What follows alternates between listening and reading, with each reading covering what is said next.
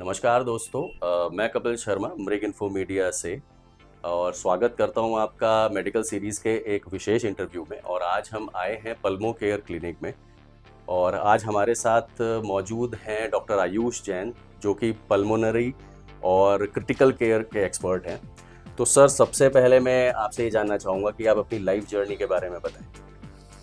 बहुत बहुत धन्यवाद कपिल जी, आपने मुझे मौका दिया अपने विचार रखने का इस प्लेटफॉर्म पर।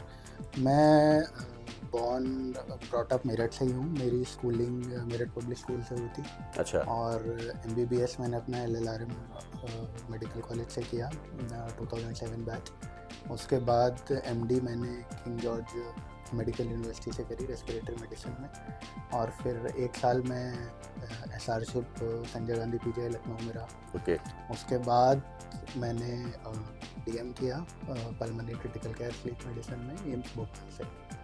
तो सर, ये आपको प्रेरणा कहाँ से मिली, जो कि सिर्फ जो इसी आप फील्ड में आए? तो ऐसी कौन सी चीज़ थी जो आपको पैशनेट करती थी? देखिए, शुरू से ही मेडिकल साइड की तरफ थोड़ा झुकाव ज़्यादा था मेरा। मतलब सर्जरी, मतलब मुझे इतना अपील नहीं किया। वैसे सर्जरी बहुत ज़्यादा डिमांडिंग जॉब है ना, तो मुझे थोड़ा हमेशा मेडिकल साइड की तरफ मेरा रुझान ज़्यादा था। उसमें भी जनरल मेडिसिन, है ना, क्योंकि कॉम्प्लेक्स केसेस होते हैं, मल्टी सिस्टम डिसऑर्डर्स होते हैं।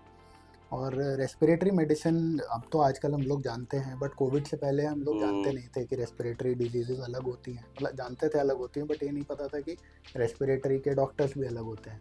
अच्छा। तो ये सब कोविड के बाद सब चीज़ें तो पहले फोरफ्रंट में लोग क्या आई। जानते थे? पहले के लोग क्या जानते थे और अब क्या पहले चीज़ें एक्चुअली क्या क्लैरिफाई हुई होता है? था, जो मुझे भी बाद में एक्चुअली जब मैंने MD में काउंसलिंग में गया तो मुझे भी बहुत ज़्यादा वो था। मतलब मुझे पता था कि respiratory medicine is a separate branch, but उस टाइम पे हम इसे रेस्पिरेटरी मेडिसिन की तरह नहीं जानते थे। हम इसे TB एंड चेस्ट डिजीज़ के नाम से जानते थे। ओके। टीबी और है ना, चेस्ट तो चेस्ट ये फिर बाद में पता चला कि रेस्पिरेटरी मेडिसिन है। और कोरोना, जब कोविड-19 पैंडेमिक हुआ उसके बाद फिर जनरल पब्लिक को भी बहुत हाँ, क्लियरली इस क्योंकि वो चीज़ भी का पता बेसिकली चला कि एक भाई हाँ, रेस्पिरेटरी डिजीज़ ही रेस्पिरेटरी था। डिजीज़ थी, मेजरली रेस्पिरेटरी डिजीज़ थी, एंड पल्मोनरी फिजिशियंस के पास ही मैक्सिमम उसके केसेस आए। ओके। तो उसके बाद ये चीज़ फोरफ्रंट में आई कि भाई हाँ, पल्मोनरी मेडिसिन और रेस्पिरेटरी मेडिसिन की हमारी। ठीक है। तो सर, आपके यहाँ पे कौन-कौन से ट्रीटमेंट मौजूद हैं इस टाइम जो आप करते हैं? मेनली OPD और IPD में अपन डिवाइड कर सकते हैं। तो जो OPD प्रोसीजर्स हैं, जैसे कि पल्मोनरी फंक्शन टेस्ट, उसमें एक स्पायरोमेट्री होती है, वो हम OPD बेसिस पे करते हैं। क्लिनिकल स्पायरोमेट्री होती है, 10 से 15 मिनट का प्रोसीजर होता है, ये जानने के लिए कि जो पेशेंट को सिम्टम आ रहे हैं वो क्या अस्थमा, COPD या इंटरस्टिशियल लंग डिजीज़ की वजह से। ओके। फिर उसके बाद और भी ट्रीटमेंट्स हैं, जैसे और भी इन्वेस्टिगेशन है, जैसे ब्रोंकोस्कोपी, थोरैकोस्कोपी। डिपेंड करता है। ब्रोंकोस्कोपी के ज़रिए हम एक पतला सा ब्रोंकोस्कोप होता है जिसके एंड पे एक लाइट लगी होती है, वीडियो कैमरा होता है, उसके ज़रिए हम सीधे पेशेंट्स की एयरवेज के अंदर देख सकते हैं। तो सर, इससे किस चीज़ की जाँच होती है? एयरवेज की जांच होती है। बेसिकली हम देख सकते हैं अगर पेशेंट की सांस की नली में या फेफड़ों के अंदर कोई गांठ है, या कभी कभी ऐसा होता है कि पेशेंट को TB होती है, कोई इन्फेक्शन होता है जिसमें हम लोग स्पूटम का सैंपल नहीं ले पाते, तो उसमें हमें इस टेक्निक के ज़रिए सैम्पलिंग करने में मदद मिलती है। अगर कोई गांठ है तो उसके ज़रिए जाके हम सैम्पलिंग कर सकते हैं। तो सर, जैसे अगर मैं PFT की बात करूं, जो वो भी फेफड़ों की जांच ही होती है समथिंग, और ब्रोंकोस्कोपी की मैं बात करूं, तो बेसिकली इन दोनों में डिफरेंस क्या है? देखिए, PFT तो नॉन इन्वेजिव टेस्ट है। ओके। और ये OPD प्रोसीजर है। प्रोसीजर भी नहीं कहूँगा, OPD टेस्ट है। इसमें बेसिकली पेशेंट्स को हम लोग बोलते हैं कि एक कंप्यूटर होता है, एक माउथ पीस होता है, पेशेंट को तेजी से माउथ पीस में ब्लो करना होता है, उससे एक ट्रेसिंग बनती है। ओके। इससे हमें पता चलता है कि क्या पेशेंट को अस्थमा है, क्या पेशेंट को COPD है। बेसिकली एयरवे डिजीज, सांस की नली की प्रॉब्लम। ठीक है। तो ज़्यादातर आपको आपके जो इस क्लिनिक में ऐसे कौन से पेशेंट आते हैं जिनकी ज़्यादातर प्रॉब्लम कौन सी होती हैं वो ज़्यादातर? सबसे ज़्यादा कॉमन प्रॉब्लम 2 ही होती हैं, खांसी और सांस फूलना। अच्छा, खांसी और सांस सबसे फूलना मेजर सबसे प्रॉब्लम, मेजर सबसे प्रॉब्लम। ज़्यादा प्रॉब्लम और होती है। उसके पीछे रीज़न क्या है? उसके पीछे कई सारे रीजंस हो सकते हैं। सबसे कॉमनली अस्थमा, दमा, COPD जो धूम्रपान से होती है, ILD इंटरस्टिशियल लंग डिजीज जो फेफड़े के सिकुड़नों की बीमारी होती है, जो कई कारणों से हो सकती है। अपने और आप एक में शायद मुझे लग रहा है कि फेफड़ों में पानी भरना समथिंग, फेफड़ों जो में एक पानी बहुत। भरना भी एक, तो उसकी वजह वो से क्या भी चीज़ खांसी हो होती है सकती फेफड़ों में पानी भरना? देखिए फेफड़ मतलब जैसे हमारा जो हमारी चेस्ट वॉल होती है, चेस्ट की हम्म, कैविटी होती है और जो लंग्स होते हैं उसके बीच में एक मेम्ब्रेन होती है जिसे हम प्लूरा कहते हैं। तो उसके बीच में पानी भरता है। एक्चुअली फेफड़ों के अंदर पानी नहीं भरता है, वो एक अलग तरह की बीमारी होती है, फेफड़ों में सूजन आ जाती है। हम्म, तो चेस्ट वॉल में चेस्ट की प्लूरा के अंदर पानी भरता है, तो उससे फेफड़ों में पानी आ जाना लेमन टर्म्स में बोलते हैं, टेक्निकली हम उसको प्लूरल इफ्यूजन भी बोल देते हैं। ठीक है। तो उसके कई सारे कारण हो सकते हैं। मोस्ट कॉमनली ट्यूबरकुलोसिस इंडिया में बहुत कॉमन है, ट्यूबरकुलोसिस की वजह से फेफड़ों लेकिन में जहाँ तक पानी मेरा हो ख्याल है जाता कि वो है। आज तक तो अब तो खत्म होता जा रहा है टीबी, पहले से काफ़ी कम हो रहा है, मतलब अभी लेकिन खत्म नहीं हुआ हैं है, केसेस तो अभी डेली खत्म आ ही नहीं रहे हैं। हुआ है। अभी आपके आने से जस्ट 15 मिनट पहले एक पेशेंट अच्छा, आया ट्यूबरकुलोसिस का, मैंने उसको प्रोग्राम में रेफर किया टीबी की दवाई के और लिए। इसके पीछे का कारण क्या है कि जो जिसकी वजह से टीबी मतलब हो जाती है लोगों को? सर बहुत सारे कारण हैं। सबसे पहली बात तो ये है कि पहले से कम हो रही है क्योंकि हम एक्टिवली केसेस ढूंढ हम्म, रहे हैं, एक्टिवली उनका इलाज कर रहे हैं। जो स्केल्ड अप इन्वेस्टिगेशंस हैं, मतलब महंगी से महंगी इन्वेस्टिगेशन गवर्नमेंट हॉस्पिटल्स में और CHCs PHCs में फ्री ऑफ कॉस्ट अवेलेबल है। हम्म, तो पहले से कम तो हुआ है और टीबी के पेशेंट को अच्छा ट्रीटमेंट भी मिल रहा है, लेकिन फिर भी कहीं ना कहीं एक सोशल स्टिग्मा इससे अटैच्ड है। टीबी का मरीज़ है तो पेशेंट लोग उसको घर में रखना चाहते हैं, सोसाइटी में बताना नहीं चाहते। दूसरा, और जबकि ये छुआछूत की अभी नहीं है बीमारी नहीं शायद। है, है। लेकिन फिर भी पुअर लिविंग कंडीशंस है ओके। ना, मतलब पुअर वेंटिलेशन, साफ सफाई कम रखना। एक डायबिटीज़ का बहुत बड़ा पेंडेमिक इंडिया में आजकल हो गया है, अच्छा, तो डायबिटीज़ भी इम्यूनिटी कम करती है जिसकी वजह से patient gets prone to tuberculosis. ये तो सब सर चीज़ें हैं। आपके हिसाब से लोगों को अपने लंग्स को हेल्दी रखने के लिए बेसिकली क्या करना चाहिए अ, जिससे कि वो इन सब चीज़ों में बहुत ना ही फंसे? मतलब बहुत ही मतलब जो नॉर्मल एडवाइस है वो हर चीज़ पे अप्लाई करती है, लंच पे भी अप्लाई नहीं करती कि मतलब अपना खान पान अच्छा रखें, हम्म, ठीक है, साफ़ सफाई रखें, है ना, घर में मतलब इंडोर प्लांट्स का यूज़ करें, एंटीऑक्सीडेंट से भरपूर फ्रूट्स लें, है ना, नट्स, बादाम, अखरोट, इन सब चीज़ों का सेवन करें, बहुत ज़्यादा जंक फूड ना खाएं। ये सब चीज़, यही सब एडवाइस है, ये हर बीमारी पे एप्लीकेबल है, सिर्फ लंच के लिए और नहीं। शायद और एक सबसे बड़ी बात यह है कि स्मोकिंग भी ना करें। स्मोकिंग तो खैर वो तो नॉन नेगोशिएबल है। मेरे पास कोई भी पेशेंट आता है बोलता है कि सर मैं 1 सिगरेट पीता हूँ, 2 पीता हूँ, वो भी क्यों पिएगा, छोड़ दो। मतलब अच्छा, smoking is a non negotiable, smoking तो करना ही नहीं है, स्मोकिंग से कोई भला नहीं है किसी अच्छा। का। और सर जैसे अभी आप में भाई हमने बाहर देखा कि भाई आप स्लीप स्पेशलिस्ट भी हैं, तो जी। बेसिकली ये क्या है, स्लीप एपिनिया क्या है ये? स्लीप एपनिया बेसिकली, स्लीप मतलब स्लीप नींद आप जानते ही हैं, हम्म, एपनिया मतलब थोड़े समय के लिए सांस का रुक जाना। ठीक है। तो सोते समय थोड़े समय के लिए सांस का रुक जाना, इसको स्लीप एपनिया कहते हैं। हम्म, कई तरह का होता है बट मोस्ट कॉमनली जो हमें देखने को मिलता है वो होता है ऑब्स्ट्रक्टिव स्लीप एपनिया, हम्म, कि सांस की नली में अवरोध उत्पन्न हो जाने की वजह से सांस का रुक जाना। हम्म, तो जो लोग ओबीज होते हैं या जिनकी छोटी गर्दन होती है उनमें कॉमनली देखने को मिलता है। तो होता क्या है, जब हम रात को लेटते हैं, सीधा लेटते हैं सोने के हम्म, लिए, तो जब शरीर पूरा रिलैक्स हो जाता है तो उस टाइम पर हमारी जीभ पीछे की तरफ गिर जाती है ओके।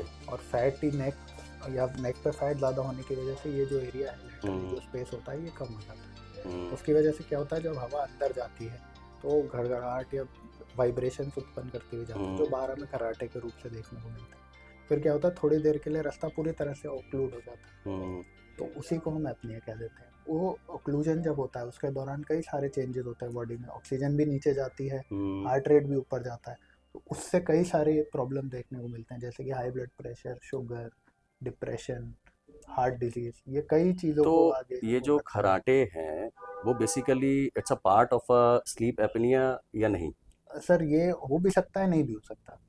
अच्छा, हम मतलब नॉर्मली खराटे किस आना तरह से, नॉर्मल है या ये भी एक उसमें बीमारी है? 2-3 सवाल हम ज़रूर पेशेंट से पूछना चाहिए कि वो कहता है कि भाई खर्राटे आते हैं, तो सबसे पहली बात, क्या तेज़ खर्राटे आते हैं, दूसरे कमरे में सुनाई दे जाते हैं, तो हम्म, इसका मतलब लाउड स्नोरिंग, हम्म, ये पहला वार्निंग साइन है। दूसरा, क्या आपको दिन में बैठे बैठे नींद लग जाती है? हम्म, जैसे आप पेशेंट देखते होंगे दिन में बैठे बैठे ऐसे हम्म, सो रहे हैं, मोबाइल देखते हुए मोबाइल हाथ से छूट गया, या हम्म, पेपर पढ़ रहे हैं तो सो जा रहे हैं, है ना। कई लोग तो मैंने ऐसे भी देखे हैं पेशेंट जो बहुत सीवियर होते हैं, वो ड्राइविंग करते करते सो जाते हैं जिसकी वजह से अच्छा, एक्सीडेंट्स हो जाते हैं।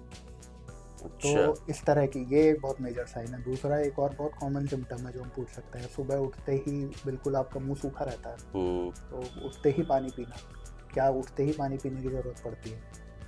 ओके। ये सब चीज़ें हैं जो तो वो जिससे स्लीप एपनिया का स्नोरिंग और स्लीप एपनिया के बीच में हो। क्लिनिकली डिफरेंशिएट कर लेकिन सकते लेकिन हम ये नहीं कह सकते कि जिसको खराटे आते हैं उसको सबको स्लीप एपनिया हैं। का। वो तो फिर उसके लिए एक टेस्ट होता है, स्लीप स्टडी।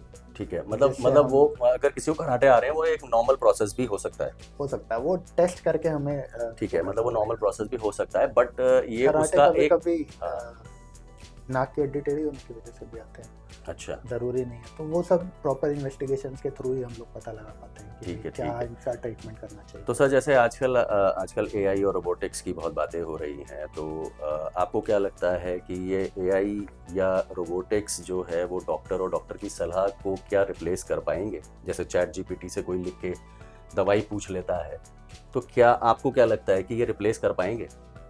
कपिल जी, ये गूगल से बस एक स्टेप ही आगे है, हाँ, क्योंकि अच्छा थोड़ा सा उससे प्रॉब्लमेटिक भी ज़्यादा इसलिए है क्योंकि गूगल पे इस तरह का ट्रीटमेंट पाने के लिए आपको पहले अच्छा सवाल पूछना पड़ेगा। लेकिन अब तो एआई में तो आप कुछ भी पूछो, इट विल गिव हाँ, एन आंसर। बट रिप्लेस नहीं कर पाएगा, उसके लिए मेरा मानना ये है कि ये तो एक टूल है ना। टूल आपके हाथों में है, आपके ऊपर है आप इसे किस तरह यूज़ करते हो। आपको कोई सिम्टम आ रहे हैं, आप उसको चैट जीपीटी में डालना चाहते हो, आप बिल्कुल डालो, ठीक है। वो आपको कुछ पॉसिबिलिटीज बताएगा, हमेशा लिस्ट देता है, हम लोग भी यूज़ करते हैं, वो हमेशा लिस्ट देता है 1 2 3 4 ये हो सकता है। आपको जो लग रहा है आप उससे पूछो, आप उसे ट्रीटमेंट भी पूछ सकते हो, वो ट्रीटमेंट भी बता देगा। हाँ, ट्रीटमेंट भी बट बता देगा। वहाँ आपको रुकना है, वहाँ आपको रुकना है और वहाँ आपको एक मेडिकल प्रोफेशनल के पास जाना है और उससे पूछना है कि सर मुझे ये सिम्टम आ रहे हैं, हाँ, मैंने चैट जीपीटी पे डाला, उसने मुझे ये बताया और उसने मुझे ये इलाज बताया है, अब आप बताओ क्या ये सही है। ठीक है, तो इसका मतलब ये है कि उसको सबऑर्डिनेट की तरह उसको आप एज अ टूल हाँ, इस्तेमाल मतलब करें। टूल की तरह यूज करें, यूज़ ना कि आप उसे एक डॉक्टर की हाँ क्लिनिकल राय मान लें। भाई, आप अभी पेशेंट्स आते हैं, हम उन्हें ट्रीटमेंट लिखते हैं, वो वापस जाते हैं घर पे, दवाइयों के साइड इफेक्ट चेक करते हैं, then they come back to us. तो वो उनके सवाल कुछ होते हैं, वो हम लोग उसका जवाब देते हैं। तो दैट इज़ ऑल, वो आप उस तरह से उसे यूज़ करो। अगर आप कोई दवा ले रहे हो, आप उसके साइड इफेक्ट चेक करना चाहते हो, आप उसके इंटरेक्शन चेक करना चाहते हो, that is all fine. But हमेशा वो जो भी आपके दिमाग में, क्योंकि देखो वो कभी आपको सीधा जवाब नहीं देगा, अगर सीधा जवाब दे भी रहा है तो हमेशा उसको एक बार वेरीफाई जरूर कराएं। नहीं, क्योंकि आपकी जो एक स्पेशलिटी है जो पल्मो केयर की मैं अगर बात करूं, तो खांसी, और आपने बताया खांसी और उसके ज़्यादातर पेशेंट आते हैं, तो ये कितनी नॉर्मल चीज़ें बोली जाती हैं कि खांसी ही तो हो रही है, उसके लिए मैं डॉक्टर के पास क्यों जाऊँ? मतलब ये इसीलिए मैंने ये सवाल पूछा था, जी, क्योंकि जर्नली क्या होती है, खांसी और बुखार को हमारे यहाँ पे एक वो है कि ये तो नॉर्मल है, बट जैसे आपने कहा कि ये नॉर्मल नहीं है, नॉर्मल है। तो इस वजह से मैंने ये चीज़ पूछी, क्योंकि वो उसमें किसी भी एंटीबायोटिक का इस्तेमाल कर लेते हैं, कोई भी मेडिकल स्टोर से लेके आ जाते हैं, तो मैं वहाँ पे ये चीज़ पूछ रहा था कि उनके लिए क्या सलाह है उनके लिए सलाह ये है कि इसको कि ज़्यादा छोटी बीमारी ना समझें। नहीं, इसको छोटी बीमारी ना समझें। और देखिए, इसको हम रोक नहीं सकते, मतलब आइडियली तो आइडियल तो यही होना चाहिए कि भाई पेशेंट को जो भी प्रॉब्लम हो वो पहले डॉक्टर की सलाह ही ले। बट ठीक है, दिस इज हमारे इतने बड़े देश में, इतनी आबादी वाले देश में ये हर बात संभव नहीं हो पाता। तो we have almost accepted it to some point कि भाई इनिशियली जब पेशेंट को प्रॉब्लम होगी वो पहले अपना खुद का कुछ घरेलू इलाज करता है, हाँ, और उसके बाद वो फिर अपने पास वाले मेडिकल स्टोर पे जाता है, वहाँ से वो कुछ दवाई दवाइयाँ लेता ले है। आता है। बट देन अगर ये सेकंड स्टेप करने के बाद भी आप, मैं तो आइडियली कहूँगा कि घरेलू इलाज करने के बाद ही आप आओ, बट हाँ, नॉर्मली लोग नहीं आते। तो ठीक है, अगर सेकंड स्टेप में अगर आपने 2-3 दिन मेडिकल स्टोर से लेके दवा खा ली, सबसे पहली बात तो जो दवा आपने खाई उसका हमेशा रिकॉर्ड रखें कि हमने क्या दवा खाई। ठीक है, और अगर उस 2 दिन की दवा से आपको आराम नहीं मिल रहा तो प्लीज़ एकदम किसी से ना आप किसी कंसल्ट करें। मेडिकल प्रोफेशनल के पास ज़रूर जाएं। और बिना सोचे, इसमें एक बहुत मज़ेदार बात यह है कि डॉक्टर की दी हुई दवा को तो पेशेंट 10 बार चेक करता है, लेकिन मेडिकल स्टोर की दी हुई दवा को चेक नहीं करता। तो बिना चेक करे कोई दवा नहीं कोई चेक करके ना बिल्कुल। खाएं, और उसमें इस्तेमाल कर लें उस चैट जीपीटी का या एआई हाँ, का, बिल्कुल, उसमें इस्तेमाल कर exactly। लें। ठीक है, ओके सर, थैंक्स, आपने इतने सरल तरीके से बहुत सारी चीज़ों के बारे में समझाया। तो एड्रेस और लोकेशन के लिए आप हमारे प्रिंट एडिशन से भी देख सकते हैं, और वरना लॉग ऑन कर सकते हैं mrigindia.com पे, और मिलते हैं तो फिर अगली वीडियो पे। तब तक के लिए नमस्कार।